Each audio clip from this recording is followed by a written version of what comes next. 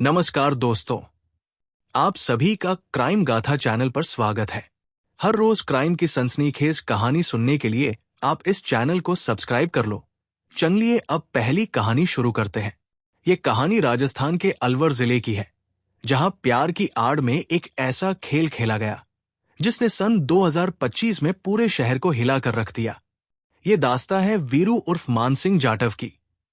एक ऐसा मर्द जो अपनी मर्दानगी और प्यार के गुमान में ये भूल गया कि जिस आग से वो खेल रहा है वही एक दिन उसे राख कर देगी। कहानी की शुरुआत एक भरे पूरे परिवार से होती है। साल 2001 में वीरू ने सपना से शादी की थी। सपना, जैसा नाम वैसी ही सीधी सादी औरत। घर में 3 बच्चे, बीवी और एक जमी जमाई गृहस्थी।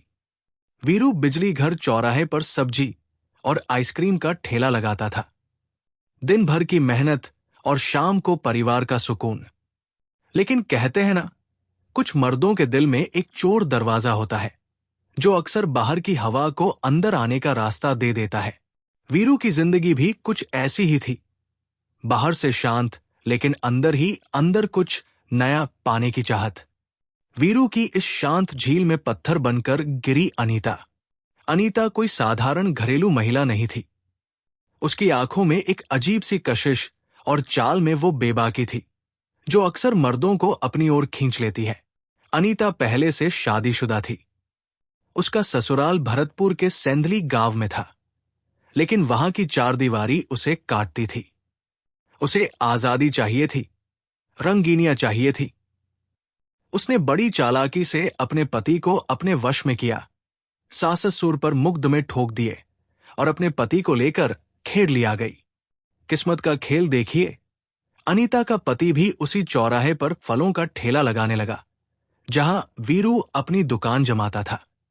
वीरू, जो खुद को बहुत समझदार मानता था, पहले दिन से ही अनीता के जाल में फंसने लगा। अनीता जब चौराहे पर आती तो उसकी निगाहें सीधा वीरू से टकराती। वो हल्की सी मुस्कुराहट, वो साड़ी के पल्लू का बार बार गिरना और वीरू का उसे कनखियों से देखना, इश्क का वो जानलेवा खेल शुरू हो चुका था। वीरू ने मदद के नाम पर अनीता और उसके पति को अपने ही मकान में किराए पर रख लिया। ये वीरू की जिंदगी की सबसे बड़ी गलती थी। अब अनीता और वीरू एक ही छत के नीचे थे।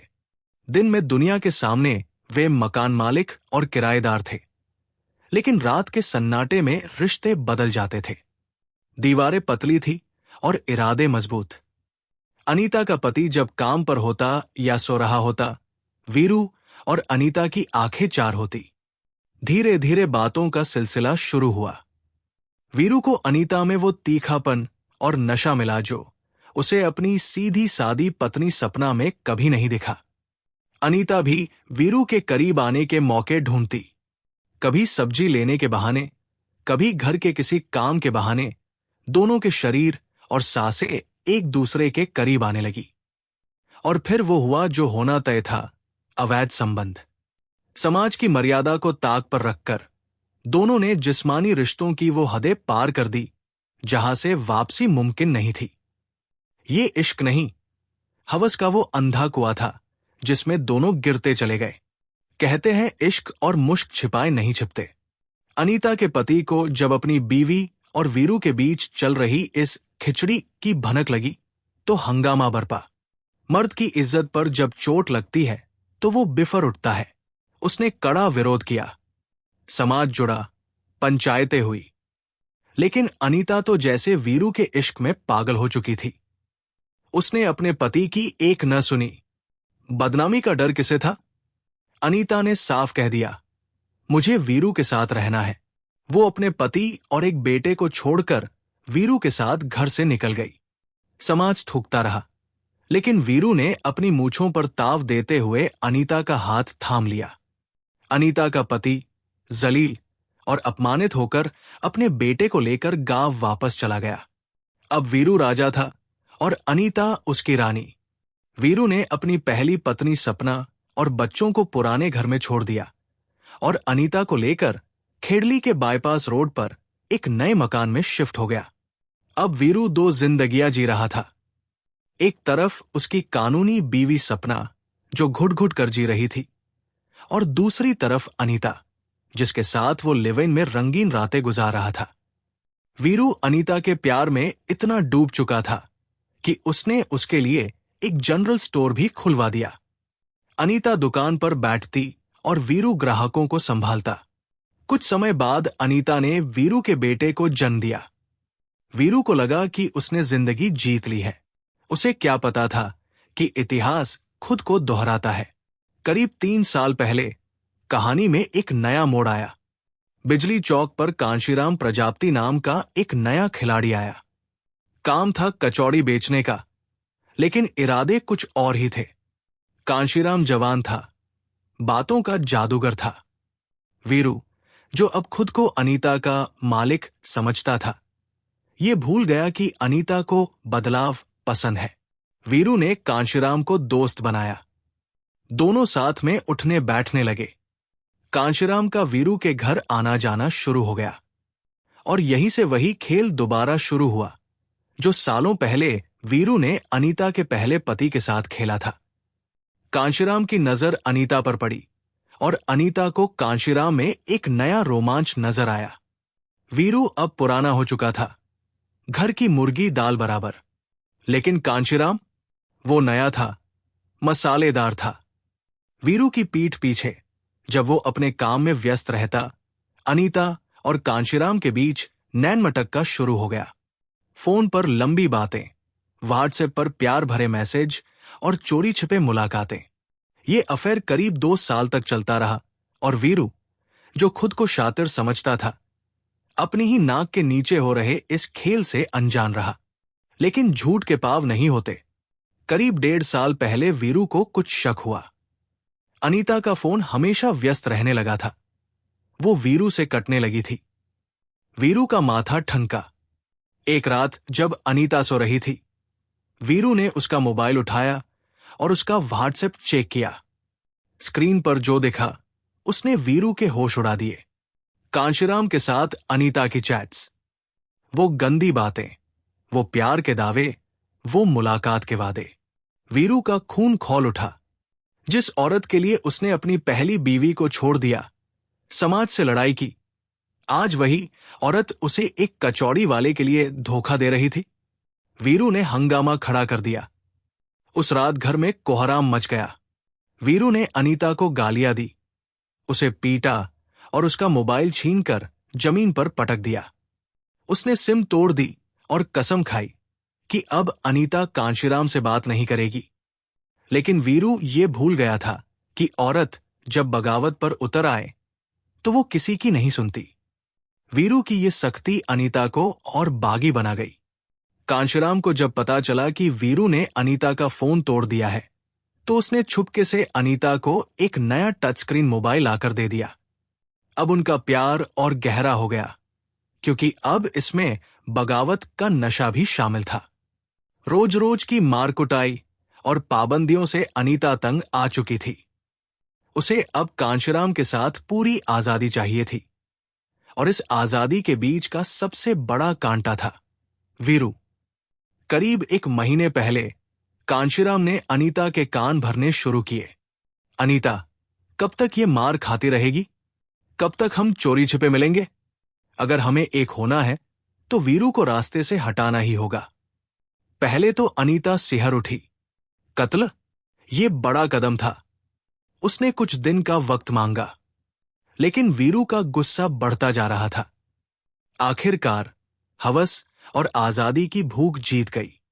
अनीता ने कांशीराम को हरी झंडी दे दी। ठीक है, जो करना है करो, बस अब मुझे इस आदमी से छुटकारा चाहिए। पैसे की चिंता मत करना, वो मैं देख लूंगी। प्लान तैयार हुआ। कांशीराम ने एक शातिर चाल चली। उसने वीरू के पास जाकर घड़ियाली आंसू बहाए। उसके पैरों में गिर गया, माफी मांगी। भाई, मुझसे गलती हो गई। अनीता भाभी मेरी मां समान है। मैं कसम खाता हूं, आज के बाद उनसे कोई रिश्ता नहीं रखूंगा। भोला वीरू, या यूं कहें कि बेवकूफ वीरू, उसकी बातों में आ गया। कांशीराम ने दोस्ती का हाथ बढ़ाया, शराब की पार्टी दी। वीरू ने जाम से जाम टकराए और ये मान लिया कि अब सब ठीक है। उसे क्या पता था कि जिसे वो गले लगा रहा है वो उसकी मौत का समय तय कर चुका है। 28 मई को वीरू के बेटे की शादी थी। घर में खुशियां थी, ढोलन गाड़े बज रहे थे। शादी के माहौल में कांशीराम ने वीरू के साथ जमकर डांस किया। दोनों ने खूब शराब पी। यह सब कांशीराम का नाटक था ताकि किसी को उस पर शक न हो। हत्यारों को 2 लाख रुपए की सुपारी दी जा चुकी थी। बस सही मौके का इंतजार था और वो खूनी रात आ ही गई। 7 जून की रात, 7 जून 2025 की वो शाम। ऊपर से आसमान साफ था, लेकिन अलवर के खेड़ली कस्बे की उस तंग गली के एक मकान में मौत अपनी बिसात बिछा रही थी। वीरू, जो अब तक अपने दोस्त कांशीराम की माफी और दोस्ती के झांसे में पूरी तरह आ चुका था, बेफिक्र था। उसे लग रहा था कि उसका भाई जैसा दोस्त अब सुधर चुका है, लेकिन उसे क्या पता था कि कांशीराम ने उसी रात उसकी सांसें छीनने का पूरा बंदोबस्त कर लिया है। रात के करीब 2 बज रहे थे। पूरा कस्बा गहरी नींद में था। वीरू शराब के नशे और थकान की वजह से अपने कमरे में गहरी नींद सो रहा था। उसी घर में अनीता का 9 साल का बेटा भी मौजूद था, जो नींद और जागने के बीच की धुंधली दुनिया में था। अनीता की धड़कनें तेज थी, लेकिन डर से नहीं, बल्कि अपनी नई आजादी की छटपटाहट से। उसने प्लान के मुताबिक घर का मुख्य दरवाजा खुला छोड़ दिया था। अंधेरे का फायदा उठाते हुए कांशीराम अपनी बाइक पर 3-4 सुपारी किलरों, बदमाशों को लेकर वीरू के घर के बाहर पहुंचा। सन्नाटे में बाइक की आवाज भी किसी धमाके जैसी लग रही थी, लेकिन नशे में धुत वीरू को कुछ सुनाई नहीं दिया। अनीता ने इशारा किया और मौत के सौदागर घर के अंदर दाखिल हो गए। कांशीराम के साथ ब्रिजेश और अन्य शूटर सीधे वीरू के कमरे में पहुंचे। अचानक वीरू की नींद खुली, लेकिन तब तक बहुत देर हो चुकी थी। 4 बलिष्ठ मर्दों ने उसे बिस्तर पर ही दबोच लिया। वीरू ने छट्टाने की कोशिश की, अपनी जान बचाने के लिए हाथ पैर मारे, लेकिन कांशीराम के एक साथी ने उसका गला इतनी जोर से दबाया कि उसकी आवाज गले में ही घुट कर रह गई। हाथापाई के दौरान वीरू का एक दांत टूटकर बिस्तर पर गिर गया। यही वो सबूत था जो बाद में कातिलों की कब्र खोदने वाला था। कमरे के कोने में लेटा अनीता का 9 साल का बेटा ये सब देख रहा था। मासूम की आंखें फटी की फटी रह गई। उसने अपने पिता को मरते हुए देखा। जब उसने चिल्लाने की कोशिश की तो कांशीराम ने उसे अपनी गोद में उठा लिया और उसके मुंह पर हाथ रखकर उसे धमकाया, अगर एक शब्द भी बोला तो तेरा हाल भी यही करेंगे। अनीता, जिसने वीरू के साथ 7 फेरे या लिव इन का वादा लिए थे, वो वही खड़ी अपने पति को तड़पते हुए देख रही थी। उसके चेहरे पर न दुख था न पछतावा। जैसे ही वीरू के शरीर ने हरकत करना बंद किया, कमरे में एक सन्नाटा पसर गया। वीरू अब इस दुनिया में नहीं था। वीरू की मौत के तुरंत बाद अनीता ने वो काम किया जो किसी भी पत्थर दिल इंसान की रूह कंपा दे। उसने वीरू की जेब से 40,000 रुपए निकाले और कांशीराम के हाथ में रख दिए। ये उन सुपारी किलरों की मेहनत का हिस्सा था। इसके बाद हत्यारे वहां से फरार हो गए। अब शुरू हुआ मल्लिकाएवों का दूसरा अवतार, मड़ियाली आंसू। करीब सुबह 4 बजे जब उजाला होने को था, अनीता ने शोर मचाना शुरू किया। उसने अपने ससुराल वालों और जेठानी को फोन किया और रोते हुए कहा, जल्दी आओ, वीरू को न जाने क्या हो गया है, वो सांस नहीं ले पा रहे। वीरू को तुरंत अस्पताल ले जाया गया। वहां वीरू का भाई गब्बर जाटव और अन्य रिश्तेदार भी पहुंचे। डॉक्टर ने वीरू की नब्ज देखते ही उसे डेड घोषित कर दिया। अस्पताल के गलियारे में अनीता जमीन पर बैठकर रोने का नाटक कर रही थी, लेकिन गब्बर, जो वीरू को अच्छी तरह जानता था, उसे ये बात हजम नहीं हो रही थी कि रात 10 बजे तक भला चंगा दिखने वाला भाई अचानक कैसे मर गया। गब्बर ने जब वीरू की लाश को गौर से देखा तो उसके पैरों तले जमीन खिसक गई। वीरू के गले पर गहरे नीले निशान थे, जैसे किसी ने उसे रस्सी या हाथों से घोंटा हो। उसके मुंह और नाक से खून के सूखे निशान साफ दिख रहे थे। गब्बर का शक तब यकीन में बदल गया जब उसने देखा कि कांशीराम भी अस्पताल पहुंच गया है और वो पुलिस को बुलाने या पोस्टमार्टम कराने का कड़ा विरोध कर रहा है। गब्बर ने चिल्लाकर कहा, मेरे भाई का दाह संस्कार तब तक नहीं होगा जब तक इसका पोस्टमार्टम नहीं हो जाता।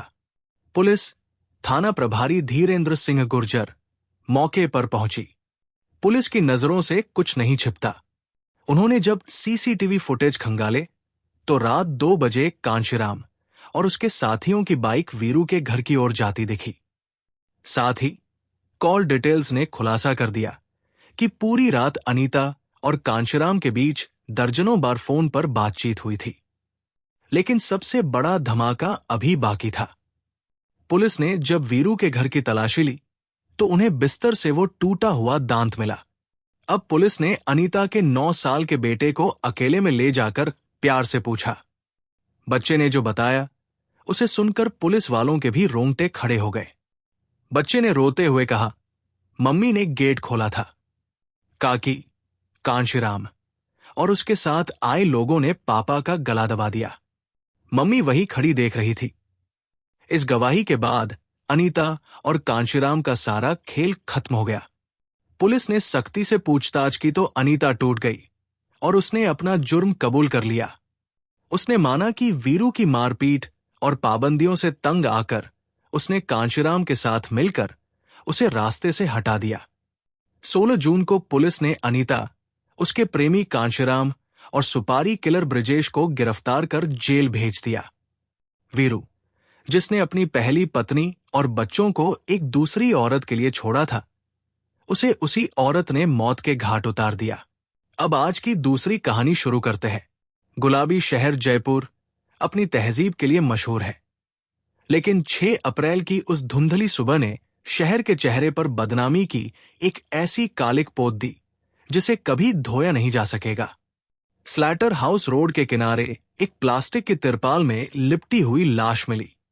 ये लाश 70 साल के बुजुर्ग जवाहरलाल शिवनानी की थी। पुलिस ने जब तफ्तीश शुरू की तो पर्दे के पीछे से हवस, गद्दारी और रिश्तों के कत्ल की वो दास्तां निकली जिसने सबको सन्न कर दिया। जवाहरलाल के 3 बेटे थे और तीनों ही दुबई में रहकर पैसा कमा रहे थे।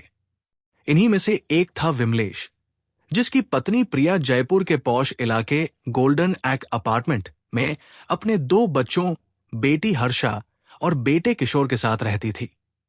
विमलेश महीनों तक घर नहीं आता था। प्रिया जवान थी, खूबसूरत थी और ऐशो आराम की शौकीन थी। पति दूर था तो उसकी जिस्मानी जरूरतें और अकेलापन उसे अंदर ही अंदर खा रहा था। पैसा बहुत था, लेकिन बिस्तर सूना था। इसी सूनेपन को भरने के लिए 3 साल पहले घर में एंट्री हुई नजीर की। नजीर को ड्राइवर के तौर पर रखा गया था। जवान, गठिला शरीर और बातों में माहिर नजीर ने जल्द ही समझ लिया कि मालकिन की आंखों में कैसी प्यास है। शुरुआत छोटे मोटे कामों से हुई, लेकिन जल्द ही नजीर की पहुंच घर के किचन से सीधे प्रिया के बेडरूम तक हो गई। विमलेश दुबई में पसीना बहाकर पैसे भेज रहा था और यहां उसकी बीवी अपने ही ड्राइवर के साथ नंगेपन की सारी हदें पार कर रही थी। नजर अब सिर्फ ड्राइवर नहीं था, वो घर का बिन ब्याहा मालिक बन चुका था। रात के सन्नाटे में जब बच्चे सो जाते, नजीर चुपके से प्रिया के कमरे में दाखिल होता और फिर शुरू होता था जिस्मानी नुमाइश का वो दौर जिसकी भनक पड़ोसी तक को नहीं थी। प्रिया नजीर के प्यार और उसके बिस्तर के सुख की ऐसी आदी हो चुकी थी कि उसने अपनी मर्यादा और मां होने का फर्ज सब कुछ ताक पर रख दिया था। इस कहानी का सबसे डरावना पहलू थी प्रिया की जवान बेटी हर्षा। जिस उम्र में लड़कियों को अपने करियर और सपनों के बारे में सोचना चाहिए, हर्षा अपने ही घर में हवस का लाइव शो देख रही थी। अक्सर रात को हर्षा की नींद खुलती तो उसे बगल के कमरे से अपनी मां और नजीर की सिसकारियां और बातें सुनाई देती।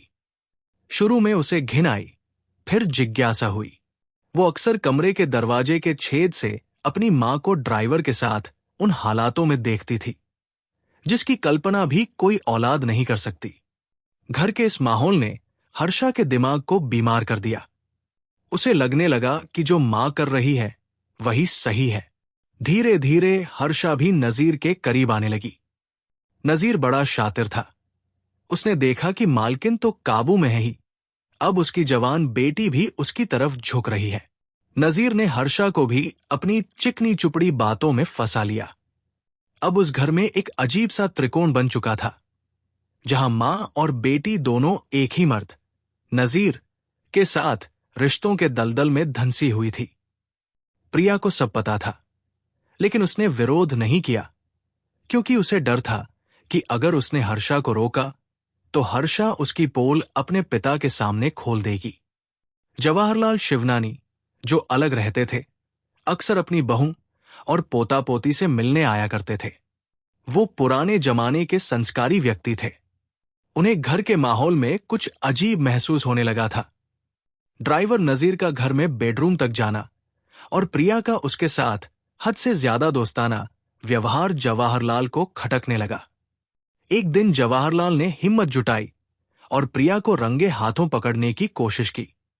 उन्हें जब हर्षा और नजीर के बीच के गंदे खेल की भी भनक लगी तो उनका खून खौल उठा। उन्होंने प्रिया को जमकर फटकार लगाई। शर्म कर बहू, कम से कम अपनी जवान बेटी का तो ख्याल किया होता। मैं विमलेश को सब बता दूंगा। प्रिया ने पहले तो इसे महज शक बताया, लेकिन जब जवाहरलाल ने सबूतों के साथ बात की तो प्रिया के होश उड़ गए। जवाहरलाल ने दुबई में अपने बेटे विमलेश को फोन कर दिया और प्रिया की सारी करतूतों का कच्चा चिट्ठा खोल दिया। विमलेश का गुस्सा 7वें आसमान पर था। उसने दुबई से ही प्रिया और नजीर को फोन पर खूब गालियां दी और धमकी दी कि वो जल्द ही जयपुर आ रहा है। उसने साफ कर दिया कि अब वो प्रिया को तलाक देगा और नजीर को सलाखों के पीछे सड़ाएगा। प्रिया के पैरों तले जमीन खिसक गई। उसे अपना बना बनाया साम्राज्य ढहता नजर आया। अगर विमलेश आ जाता तो उसकी अय्याशी, उसका रुतबा और नजीर के साथ उसका रिश्ता सब खत्म हो जाता। उसने अपनी बेटी हर्षा और नजीर के साथ मिलकर एक खौफनाक फैसला लिया।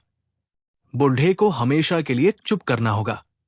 विमलेश की धमकी के बाद प्रिया और नजीर के पास वक्त बहुत कम था। उन्हें पता था कि अगर जवाहरलाल जिंदा रहे तो उनका रंगीन महल ताश के पत्तों की तरह ढह जाएगा। यहीं से शुरू हुई एक ऐसी साजिश जिसमें प्रिया ने न केवल अपनी बेटी हर्षा बल्कि अपने 14 साल के मासूम बेटे किशोर को भी घसीट लिया। इस साजिश में सबसे बड़ी बाधा था किशोर। वो छोटा था और अपने दादा से प्यार करता था। प्रिया ने बड़ी चालाकी से किशोर का ब्रेन वॉश शुरू किया। उसने किशोर को अकेले में बुलाया और झूठी कहानी गढ़ी। बेटा, तेरे दादाजी की नीयत खराब है। वो मुझ पर बुरी नजर रखते हैं और मुझे परेशान करते हैं। एक किशोरवय लड़के के लिए अपनी मां के मुंह से ऐसी बात सुनना किसी सदमे से कम नहीं था। बिना सच जाने किशोर के मन में अपने दादा के प्रति नफरत की आग सुलगने लगी। उसे लगा कि वो अपनी मां की इज्जत बचा रहा है, जबकि असल में वो अपनी मां के अवैध संबंधों को ढकने का औजार बन रहा था। प्लान के मुताबिक 5 अप्रैल की रात को प्रिया ने जवाहरलाल को फोन किया। उसकी आवाज में शहद घुला था। उसने माफी मांगते हुए कहा, पिताजी, मुझसे गलती हो गई। मैं सब सुधारना चाहती हूं। आप आज रात खाने पर आइए, हम बैठकर बात करेंगे। बुजुर्ग जवाहरलाल इसी उम्मीद में घर पहुंचे कि शायद उनकी बहू सुधर गई है और उनके बेटे का घर टूटने से बच जाएगा। रात के 8 बज रहे थे। प्रिया ने जवाहरलाल का स्वागत बड़े प्यार से किया। खाने से पहले उसने उन्हें शराब परोसी। वो जानती थी कि शराब उनके दिमाग को सुस्त कर देगी। जैसे जैसे जाम अंदर गया, जवाहरलाल बेसुध होने लगे।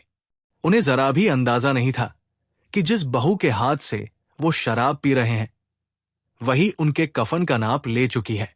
जब जवाहरलाल पूरी तरह नशे और नींद की आगोश में चले गए, प्रिया ने इशारा कर दिया। नजीर, जो पास ही छिपा बैठा था, कमरे में दाखिल हुआ। 14 साल का किशोर और हर्षा भी वहां मौजूद थे।